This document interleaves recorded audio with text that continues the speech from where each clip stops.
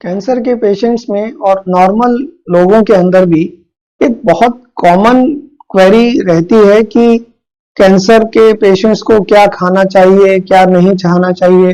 बहुत सारे विचार लोगों के मन में आते रहते हैं। हम लोग इंटरनेट के ऊपर देखते हैं, यूट्यूब पर देखते हैं, तो बहुत तरह की इतनी सारी इंफॉर्मेशन है कि एक आम इंसान बहुत कंफ्यूज हो जाता है। आज हम बात करेंगे कि कैंसर के पेशेंट्स के लिए कौन कौन सी फूड रिलेटेड चीजें इंपॉर्टेंट हैं और कौन सी ऐसी बातें हैं जिनमें कोई तथ्य नहीं है, जिनका कोई साइंटिफिक बेसिस नहीं है, लेकिन उनको काफी फैलाया जा रहा है। अच्छा, कुछ लोग मुझे पूछते हैं कि हम लोग ऐसा क्या खाएं कि हमें कैंसर ना हो। तो इसके लिए सबसे इंपॉर्टेंट ये है कि आप जितना नेचर के नजदीक रहते हैं, जितना फल और सब्जियां सलाद ज्यादा लेते हैं, उतना हम लोग कैंसर को अवॉइड कर सकते हैं।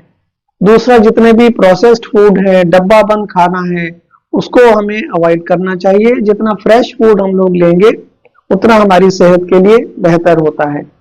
लोग मुझसे पूछते हैं कि क्या कैंसर पेशेंट्स के साथ खाना खाने से, एक ही प्लेट में खाना खाने से उन्हें कैंसर तो नहीं हो जाएगा, या घर में छोटे बच्चे हैं, वो अपने दादा दादी जिन्हें कैंसर है उनके गोद में बैठ करके उनकी प्लेट से खाना चाहते हैं, तो क्या उन्हें ऐसे करने देना चाहिए या नहीं देना चाहिए। इसका आंसर ये है कि कैंसर छुआछूत की बीमारी नहीं है और ऐसे एक प्लेट में साथ खाने से, साथ रहने से, हस्बैंड वाइफ के रिलेशन से कैंसर एक से दूसरे को स्प्रेड नहीं होता है। अगर रिस्क होता है तो कैंसर के पेशेंट को नॉर्मल इंसान का इन्फेक्शन होने का रिस्क होता है। तो अगर किसी व्यक्ति को सर्दी जुकाम बुखार है तो उसे हमें कैंसर पेशेंट से दूर रहना चाहिए।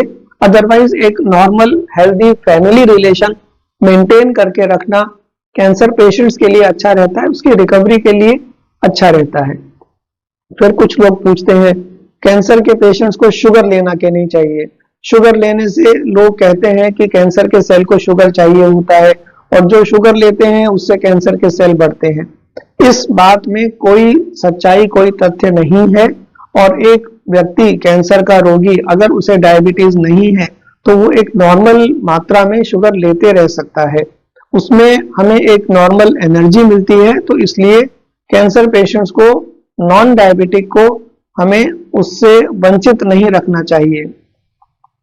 रेडियोथेरेपी और कीमोथेरेपी के दौरान क्या खाएं और क्या ना खाएं। रेडिएशन और कीमोथेरेपी में इंसान जो हमारा पेशेंट जो है उसकी इम्यूनिटी बाकी लोगों के मुकाबले थोड़ी कम हो जाती है।